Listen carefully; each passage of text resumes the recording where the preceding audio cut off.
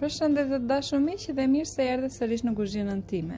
Për sot do përgatisim një tavë me speca dhe domate të mbushura me mish të grirë. Do t'ju shpjegoj gjithçka që duhet të dini nga fillimi deri në fund, që t'ju dalin gjithmonë perfekte dhe mos të dështoni asnjëherë. Do t'ju tregoj sekretin e orizit që mos t'ju qulloset dhe masat e sakta të ujit për një zjerje perfekte. Le të fillojmë me përgatitjen. Kam përdorur 6 speca për mbushje dhe 2 domate. Nëse doni të përgatitni për më tepër persona, mund të dyfishoni masat, pra sipas nevojave të juaja. Pasi kemi larë specat dhe domatet, do vazhdojmë duke hequr pjesën e brendshme. Dhe për domatet do të tregoj mënyrën më të mirë. Zakonisht domatet pa mbështetje nuk qëndrojnë drejt, dhe ndaj unë përgatis gjithmonë në këtë mënyrë, duke i kthyer nga kjo anë. Shikojeni të dashur miq me kujdes, sepse në të vërtetë është një metodë tejet e mirë. Do vazhdojmë të e presim gati 1 cm, pra duke formuar një kapak. Nëse është e mundur, pa e prerë deri në fund. Do presim pjesët anësore që lidhin brëndinë e domates.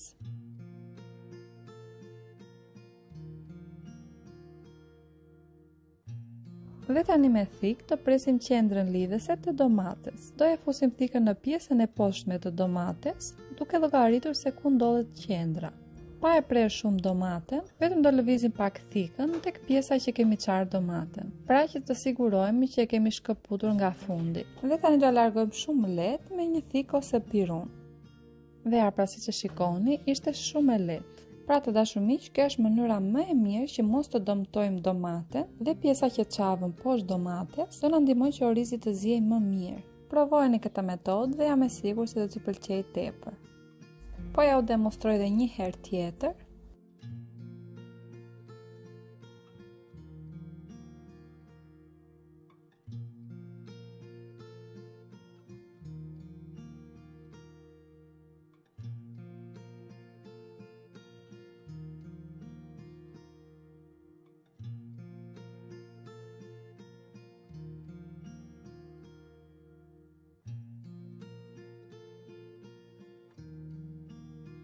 Dhe këtu të dashur miq, tek pjesa e bardhë është qendra e domates. Kryesisht këtë pjesë duhet të prisni. Dhe tani me specin është tepër e thjeshtë, do largojmë bishtin e specit. Dhe të e presim duke formuar një kapak.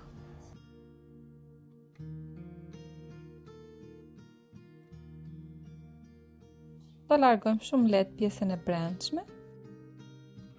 Dhe do e çpojmë 2-3 herë me një pirun. Kjo na ndihmon që zjerrja e orizit të jetë perfekte dhe lagështia të deportojë brenda specit. Gjithashtu e rëndësishme është tepësia. Duhet të ketë 3 gishta gjatësi që gjatë zjerrjes mos t'ju derdhet.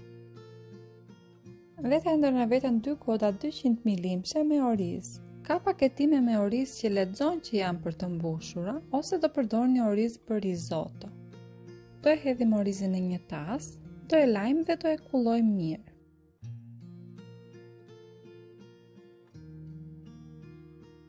Dhe pasi që ka kulluar mirë, do shtojmë 2 lugë gjedhe me leng limoni. Lengu i limonit do i krijojë një shtresë mbrojtëse orizit, duke ndihmuar tepër që mos të shkrijë orizi dhe të bëhet qull.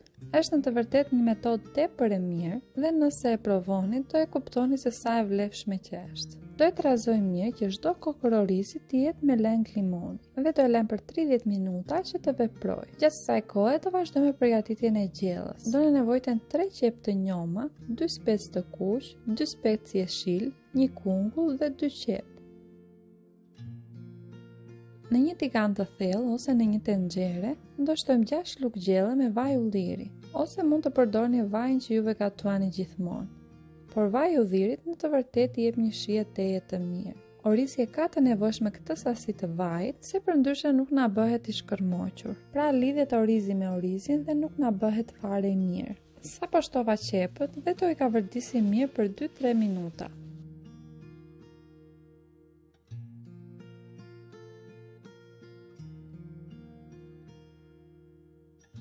Nuk është e nevojshme që të skuqet mirë qepa, thjesht sa ta shikoni të arsyeshme që të jetë zbutur mirë. Do na nevojtet 500 gram mish viçi të grirë. Mishin nëse dëshironi mund ta shtoni, nëse nuk e doni mundeni dhe mos e shtoni fare ose mund të shtoni dhe më pak. Do e kavërdisim gjithashtu dhe mishin për 2-3 minuta, duke e trazuar her pas here dhe duke e shtypur me lugë që mos të na mbetet kokla. Dhe në këtë pikë që të na marrë shi e mishit, do shtojmë një lugë gjelle me krip. Kjo sasi e kripës nuk është e mjaftueshme, dhe ndaj do e shikoni që do shtojmë sërish më vonë. Piper të freskët të grirë,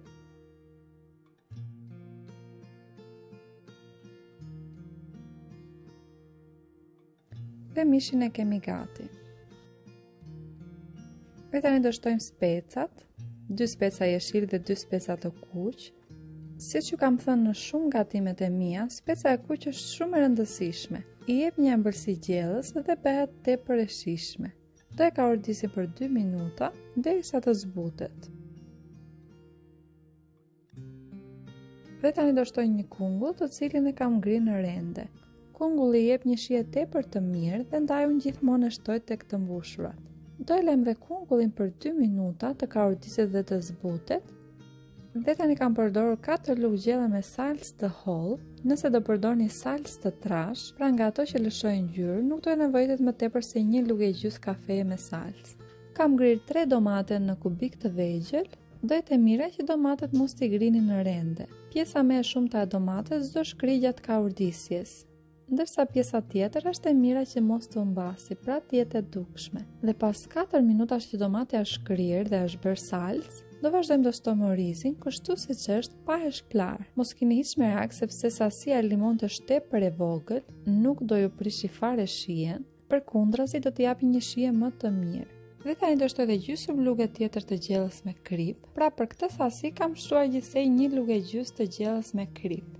Kripët e dashur miq mund ta llogarisni dhe vetë sipas sasisë që do përgatisni. Dhe tani në fund do shtojmë qepët e njoma dhe gjithashtu një tufë me nane të freskët. Nëse nuk keni, mund të shtoni dhe nane të thatë. Ose e kundërta të dashur miq, nëse nuk e pëlqenin energjikun, mundeni dhe mos e shtoni fare. Do e përzieni mirë dhe do e vini re, pra nëse ka lagështi në fund, nëse s'ka lagështi do largoni me një herë. Dhe tani do vazhdojmë të mbushim të gjitha specat dhe domatet.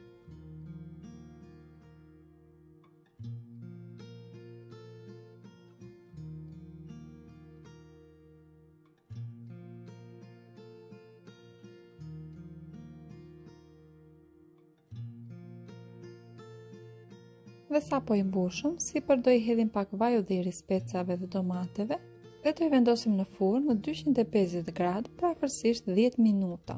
Do e kujdesni dhe vetë derisa të marrë pak ngjyrë në sipërfaqe. Dhe kur të jenë pjekur, speca do i kthejmë nga ana tjetër, ndërsa domatet nuk do i lëvizni.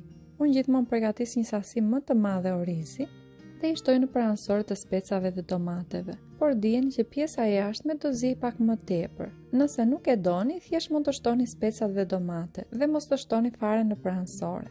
Masa e ujit që do shtojmë nuk është 1:2 si shtojmë te pilafi, por duhet të jetë më pak. Dhe ndaj për 2 goda me oriz 200 ml do shtojmë në të njëjtat goda 3 goda me ujë. Pasi perimet përmbajnë vetë lagështi dhe ndaj dhe e zëvendësojnë. E kam mbuluar tepsin sipër me një letër përpjekje dhe më pas me letër alumini.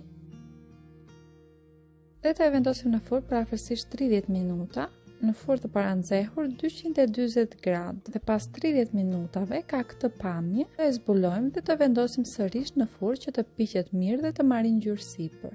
Kohën e pjekjes duhet ta llogarisni dhe vetë, pasi është e kotë t'ju them fiks orarin e pjekjes, sidomos për të mbushurat, sepse jo të gjitha furrat pjekin njësoj. Ju do llogarisni vetë derisa të marrë ngjyrë sipër. Dhe ja pra të dashur miq, ku përfunduam dhe me recetën e sotshme. Nëse ju ka pëlqyer të dashur miq, për të më mbështetur mos harroni të bëni një like. Të gjitha masat dhe ingredientet që do t'ju nevojiten për të përgatitur këtë recetë do i gjeni të shkruara në description, që ndodhet tek shigjeta në të djathtën tuaj poshtë videos. Ju uroj shëndet dhe bashkë mirë dëgjofshim në recetat e radhës.